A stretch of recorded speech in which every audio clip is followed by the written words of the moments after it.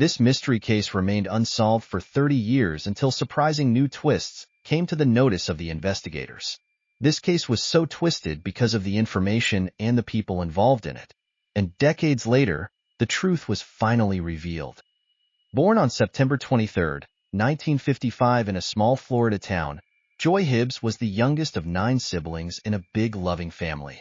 Joy loved fishing, the outdoors, hiking, and anything that involved being out in nature. She also loved sports so much, was a huge football fan, and had competed in marathons in her school days. It was in high school that she met a guy named Charlie, who she went on to get married to, not long after graduation. Soon after they got married, they moved out to a small town in Pennsylvania called Croydon. There she found a job working as a veterinary assistant and later got a medical degree from a local college, which enabled her to get a job as a physical therapist at a small clinic close to where she lived. When she was 20 years old, in 1975, she had her first child with her husband Charlie, a beautiful daughter named Angie. 3 years later, they had a son who they named David, and they moved into a nicer neighborhood where they lived a calm life. Joy was known for her warmth, compassion, and dedication to her family. Her days were filled with taking care of her home and ensuring that her family had everything they needed. She was, by all accounts, the cornerstone of their household. April 19, 1991, started like any other day for the Hibbs family. It was a sunny spring morning, and the atmosphere around their neighborhood was calm, with no indication of the horror that was about to unfold. Charles had left for work early, as usual, and their 2 children had gone to school. Joy remained home, tending to her daily routine. Shortly before noon, neighbors noticed smoke pouring out of the Hibbs home. Thick black plumes rose into the sky, prompting an immediate call to emergency services. Firefighters arrived quickly and battled the blaze until it was brought under control. The house, once filled with the laughter and warmth of a loving family, was now reduced to a charred and smoke-damaged shell. When firefighters entered the home to assess the damage, they discovered something horrifying. In the midst of the wreckage was Joy's lifeless body. The discovery shocked everyone, as neighbors had hoped the family was safe. The initial assumption was that Joy had tragically perished in the fire. However, the reality was far darker than anyone could have imagined. The investigation quickly revealed that Joy had not died in the fire. She had been brutally murdered before the blaze started. The fire had been deliberately set to destroy evidence, a calculated attempt to conceal the true nature of the crime. It was clear that someone had targeted Joy and had gone to great lengths to cover their tracks. For a quiet town like Croydon, this was an unimaginable crime. The community was shaken, and whispers of fear and suspicion began to spread. How could something so heinous happen in such a close-knit neighborhood? Who would want to harm a woman like Joy, a devoted wife and mother? These questions hung heavy in the air as investigators began their search for answers. With little to go on in the early stages, the authorities faced an uphill battle. The fire had destroyed much of the potential evidence, leaving them with a crime scene that offered few clues. Yet, one thing was certain. This was not a random act of violence. Someone had intentionally taken Joy's life, and the search for justice would prove to be a long and arduous journey. The shocking discovery of Joy Hibbs' murder sent waves of fear and confusion through the small town of Croydon. As authorities worked to secure the scene of the fire-ravaged home, it became clear that this was more than a tragic accident. Detectives began piecing together the sequence of events, hoping to uncover the truth about what had happened to Joy on that fateful day. The Bucks County authorities immediately launched a full-scale investigation. It started with the autopsy results, which confirmed the grim suspicions. Joy had been killed before the fire broke out. The medical examiner determined that she had been strangled, but there were also signs of blunt force trauma, indicating a violent struggle. This was a deliberate, premeditated act, and the fire had been set to destroy evidence and mislead investigators. Forensic experts combed through the remains of the Hibbs home, looking for anything that might lead them to the killer. However, the fire had done its job well, leaving behind little usable evidence. The investigators turned to the next best source, the people who knew Joy. Detectives started by interviewing neighbors, family members, and anyone who might have seen or heard something unusual on the day of the murder. Witness statements revealed a critical piece of information. Several neighbors reported seeing a suspicious vehicle parked near the Hibbs residence around the time of the fire. The vehicle was described as an older model car, though details varied. This sighting became a key focus for the investigators. As the police dug deeper, they began to examine the people closest to Joy. In most murder cases, the spouse or immediate family members are investigated first. Charles Hibbs, Joy's husband, was questioned extensively. He was cooperative and devastated by the loss of his wife, providing an alibi that checked out. With no evidence pointing to him, investigators moved on to other potential suspects. The search for a motive brought Joy's financial situation and relationships under scrutiny. Joy was not known to have any enemies, but investigators considered the possibility of a robbery gone wrong. The Hibbs family lived modestly, and there were no signs of significant wealth that might attract a criminal. Yet, some cash and personal items were reported missing from the home, fueling the robbery theory. Despite this lead, something didn't add up. Why would a robber target a home in broad daylight, in a neighborhood where people were likely to notice? And why would they kill Joy so brutally and then set fire to the house to cover their tracks? These questions left detectives searching for a deeper motive, one that went beyond a random crime of opportunity. As the investigation stretched into weeks, the lack of substantial leads began to frustrate both law enforcement and the community.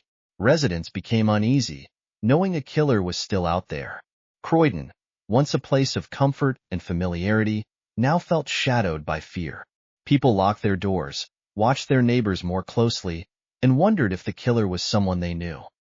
A turning point in the investigation came when a neighbor recalled something unusual about Joy's relationship with her former vacuum cleaner salesman, Robert Atkins. Atkins had once sold vacuums to the Hibbs family, and his behavior had been described as pushy and overly familiar. While this lead initially seemed minor, it piqued the investigators' interest.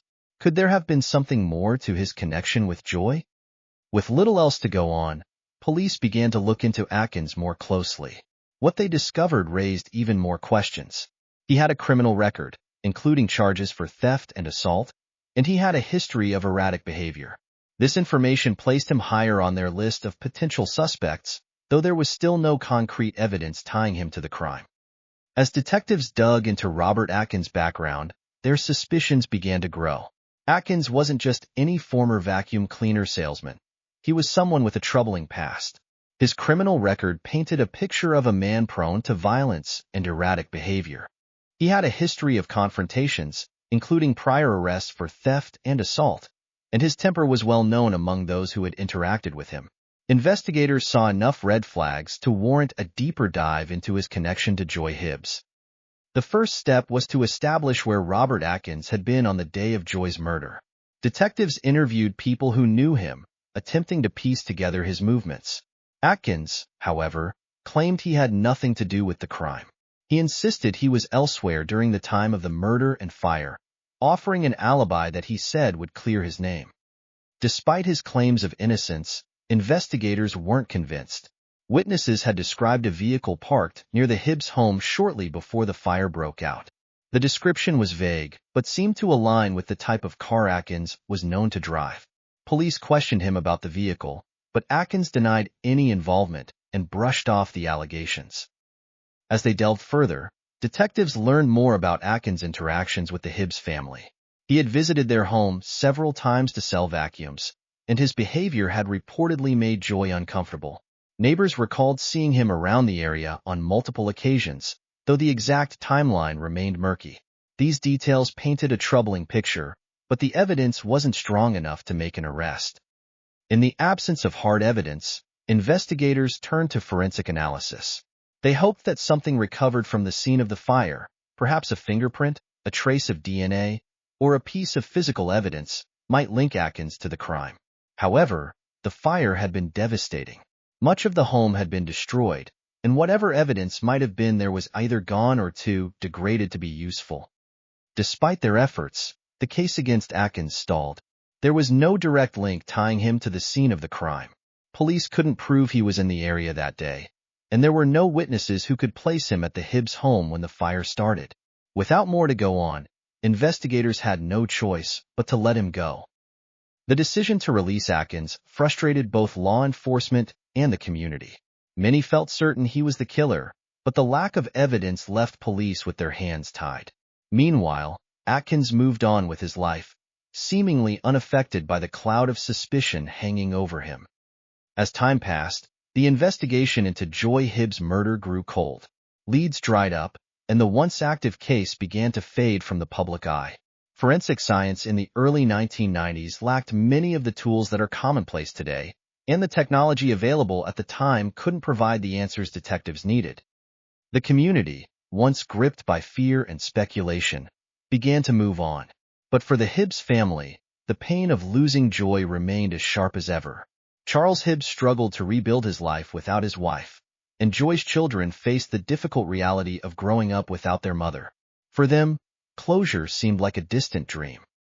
The case officially went cold, joining countless others in police archives. Yet, for those closest to Joy, hope never fully disappeared.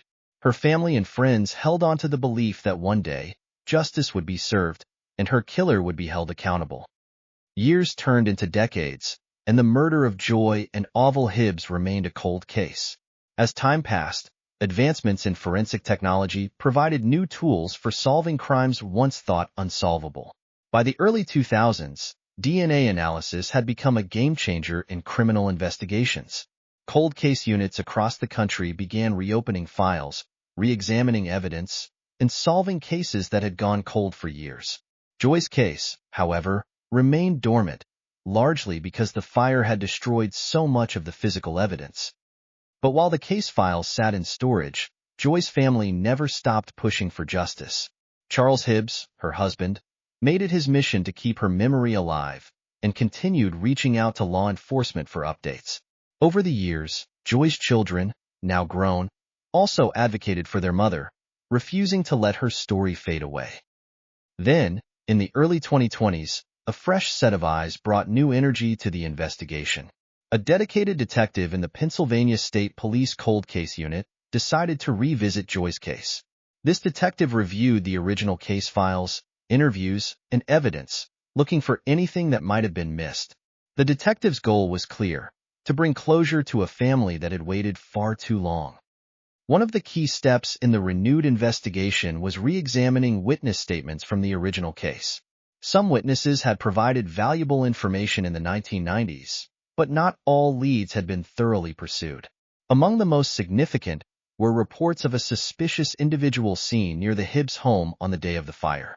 That individual, identified as Robert Atkins, had been questioned back then but ultimately released due to insufficient evidence. The detective dug deeper into Atkins' history and behavior over the years.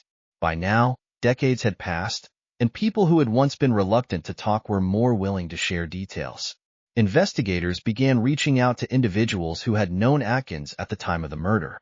One of these individuals, a former acquaintance of Atkins, came forward with information that reignited the investigation. The tipster revealed a chilling account of a conversation they had with Atkins years ago. According to this person, Atkins had privately admitted to killing Joy Hibbs. The motive, the tipster claimed, was robbery. Atkins believed Joy had money in the house and decided to target her while Charles was away. When Joy resisted, things escalated. He panicked and set the house on fire to cover his tracks. The most damning evidence came from the witness statements made by his own wife. She mentioned that on that fateful day, her husband Atkins had come back home with blood on his clothes, and when she asked him what had happened, he mentioned that he had stabbed someone and set fire to a house. Days later, she will discover that it was the Hibbs residence and that her husband Atkins was responsible for the death of Joy Hibbs, but she was too scared to tell the police what had happened because he had promised to pin the murder on her if she spoke. She told the investigators that after he came home, he instructed her to pack her bags and the kids, and they all went on a family trip to another city. While there, he left them for a while and went into the woods with a big bag. When he returned, the bag was gone. Also, Atkins had been an informant for the DEA, and that might also have been some reason why he was quickly released as easily as it had happened after just a few interrogations by the investigators. This confession, though not enough on its own, gave investigators a renewed focus. They worked to corroborate the story, interviewing other individuals who might have heard Atkins speak about the crime. Several of these interviews revealed consistent details, strengthening the case against him. Meanwhile, forensic scientists were asked to re-examine any surviving evidence from the scene of the fire. Although much of it had been destroyed, they hoped advances in technology could yield new results. Investigators also explored whether any trace evidence, such as clothing fibers or fingerprints, might have survived despite the fire's intensity. As the evidence began to build, law enforcement obtained a warrant to search Atkins' residence. During the search, they discovered items that further implicated him in Joy's murder. While specifics about these items were not publicly disclosed, they reportedly aligned with details known only to the killer. The investigation was gaining momentum, and detectives believed they were finally closing in on the truth.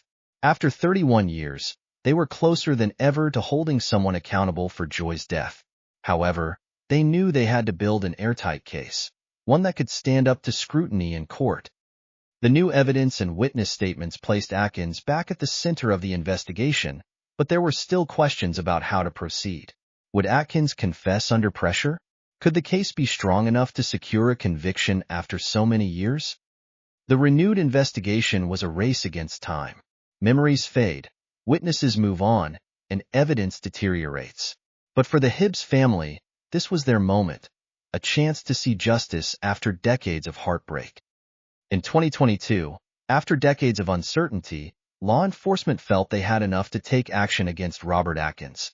Armed with witness testimonies, re-examined evidence, and new corroborating details, authorities prepared to make their move. For Joy's family, the moment was bittersweet. While they were relieved that someone might finally be held accountable, it also reopened old wounds, forcing them to relive the horror of that April day in 1991. Atkins, now in his 70s, had lived a quiet life in Pennsylvania since Joy's murder. He was no stranger to law enforcement, having a history of minor offenses, but nothing that suggested he would commit such a heinous crime. However, as detectives closed in, his past began to unravel. One of the key turning points in the case came when multiple witnesses confirmed that Atkins had talked openly about Joy's murder in the years following the crime. His casual admissions, details only the killer would know, solidified the case against him. In September 2022, Robert Atkins was arrested at his home. He was charged with the murder of Joy and Hibbs, along with related charges including arson and robbery. The arrest made headlines across Pennsylvania, with many stunned that a crime that had remained unsolved for so long was now moving toward justice. For Joy's family, the moment was surreal. After 31 years, they finally had a name and a face tied to the crime that had shattered their lives. The arrest was just the beginning of a long and challenging process. Prosecutors worked tirelessly to build a solid case against Atkins, knowing that the passage of time could make it difficult to secure a conviction. Memories fade, evidence deteriorates, and the defense team was sure to argue that the lack of physical evidence weakened the case. But the prosecution had something more powerful than just evidence. They had consistency. The witnesses who came forward all told similar stories about Atkins' admissions, and their accounts matched the details of the crime. During pretrial hearings, more details emerged about Atkins' actions on the day of the murder. According to the prosecution, Atkins had visited the Hibbs home under the guise of friendly conversation, but his true intention was robbery. When Joy resisted, Atkins snapped, killing her in a brutal and senseless act of violence. He then set the house on fire to destroy any evidence and fled the scene. The defense, as expected, tried to poke holes in the case.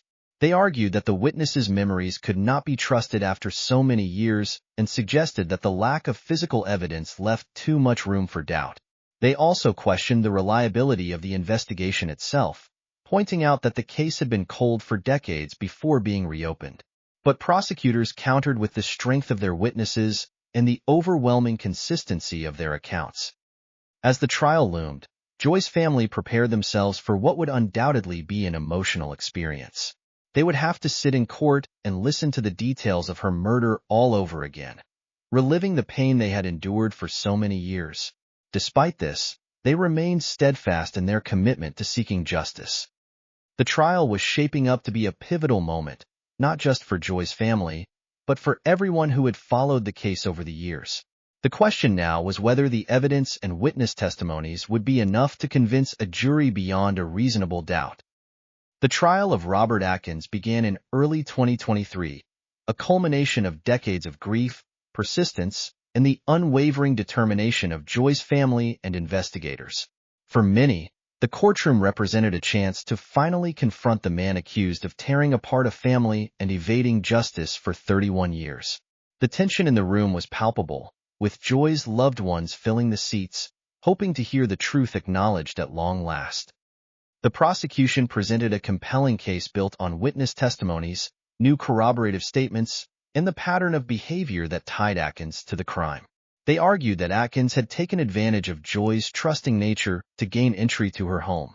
Their timeline reconstructed the chilling events of April 17, 1991.